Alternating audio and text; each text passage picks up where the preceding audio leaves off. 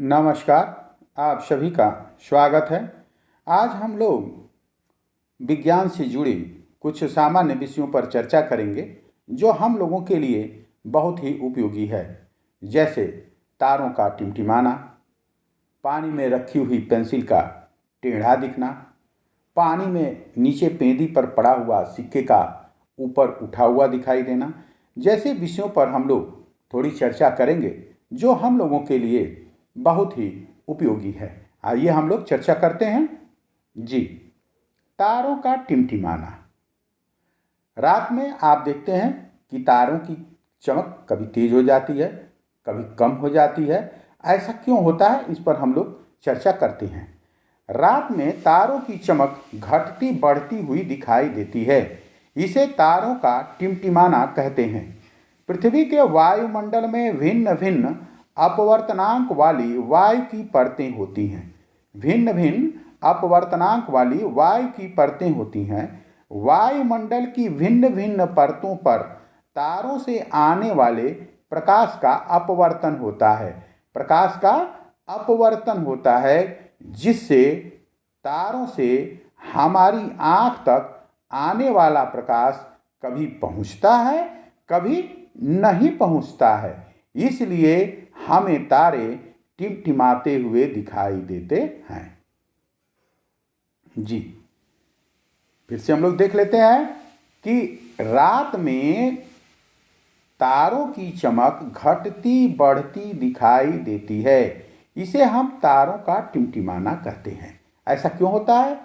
यह पृथ्वी के वायुमंडल में भिन्न भिन्न अपवर्तनांक वाली वायु की परतें होती हैं। भिन्न भिन्न अपवर्तनांक वाली वायु की परतें होती हैं। वायुमंडल की भिन्न भिन्न परतों से तारों से आने वाले प्रकाश का अपवर्तन होता है।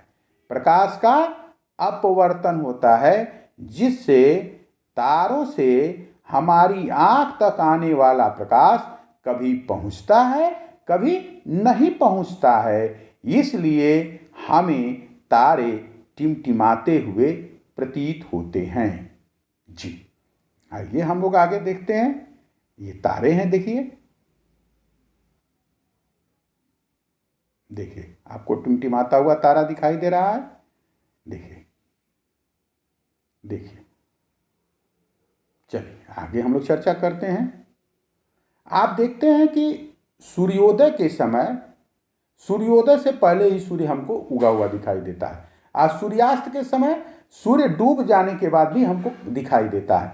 ऐसा क्यों होता है, इस पर हम लोग थोड़ी सी चर्चा करते हैं। आइए चर्चा करते हैं। सूर्योदय से पहले एवं सूर्यास्त के बाद सूर्य हमें क्यों दिखाई देता है? देखते हैं।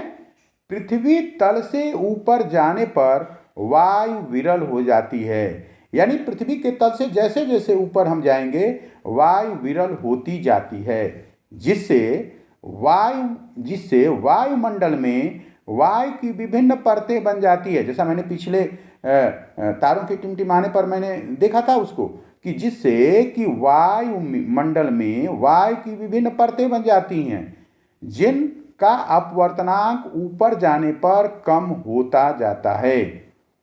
सूर्योदय के समय जब सूर्य क्षैतिज से नीचे होता है, तो उससे आने वाली प्रकाश की किरणें वायु की विभिन्न परतों से अपवर्तित होती हुई, देखिए अपवर्तित होती हुई हमारी आँख तक पहुँचती हैं, जिसके परिणाम स्वरूप हमें सूर्य अपनी वास्तविक स्थिति से ऊपर उठा हुआ दिखाई देता है। फलस्वरूप क्षितिज से नीचे होते हुए भी सूर्य हमें दिखाई देता है। इस प्रकार सूर्यास्त के तुरंत बाद क्षितिज के नीचे चले जाने के बाद भी सूर्य हमें दिखाई देता है। देखिए यहाँ भी क्या है कि अपवर्तित होती हैं, जो प्रकाश की किरणें हैं वायु की विभिन्न परतों से अपवर्तित होती हैं। यहाँ भी अपवर्तन हो रहा है, जिसके कारण हमको सूर्योदय से पहले सूर्य उगा हुआ दिखाई देता है और सूर्य अस्त के बाद हमको उसके बाद भी सूर्य दिखाई देते हैं। तो आइए हम लोग फिर से एक बार देख लेते हैं इसको कि पृथ्वी तल से ऊपर जाने पर वायु विरल होती जाती है, जिससे वायुमंडल की वायु की विभिन्न परतें बन जाती हैं। वायुमंडल में वायु की विभिन्न परतें बन जाती हैं, जिनका अपवर्तनांक ऊपर जाने पर कम होता जाता है। सूर्योदय के समय जब सूर्य क्षैतिज से नीचे होता है तो उससे आने वाली प्रकाश की किरणें वायु की विभिन्न परतों से अपवर्तित होती हुई हमारी आँख तक पहुँचती हैं, जिसके परिणाम स्वरूप हमें सूर्य अपनी वास्तविक स्थिति से ऊपर उठा हुआ दिखाई देता है। फलस्वरूप क्षितिज के नीचे होते हुए भी सूर्य हमें दिखाई देता है। इस प्रकार सूर्यास्त के तुरंत बाद क्षितिज के नीचे चले जाने के बाद भी सूर्य हमें दिखाई देता है। सिर्फ प्रकाश के अपवर्तन का मामला यहाँ भी है। जी आगे चलते हैं हम लोग। जी आप देखिए यहाँ पर आदमी खड़ा है और देखिए ये सूर्यास्त हो चुका है, लेकिन आभासी सूर्य जो वास्तविक नहीं है वह अभी ऊपर उगा हुआ दिखाई दे रहा है।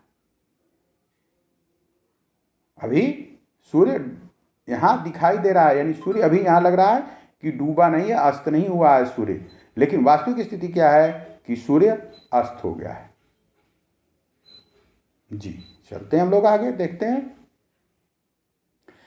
पानी में पेंसिल का टेढ़ा दिखाई देना। पानी में पेंसिल का टेढ़ा दिखाई देना आपने देखा होगा। आइए देख लेते हैं उसको हम लोग एक बार। ये देखिए ये पेंसिल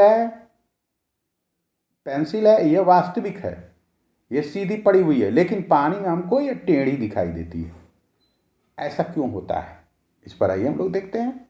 चलिए जी, पानी में पेंसिल का टेढ़ा दिखाई देना आपने देखा होगा कि जल में रखी पेंसिल का जल के अंदर का भाग टेढ़ा दिखाई देता है। क्यों?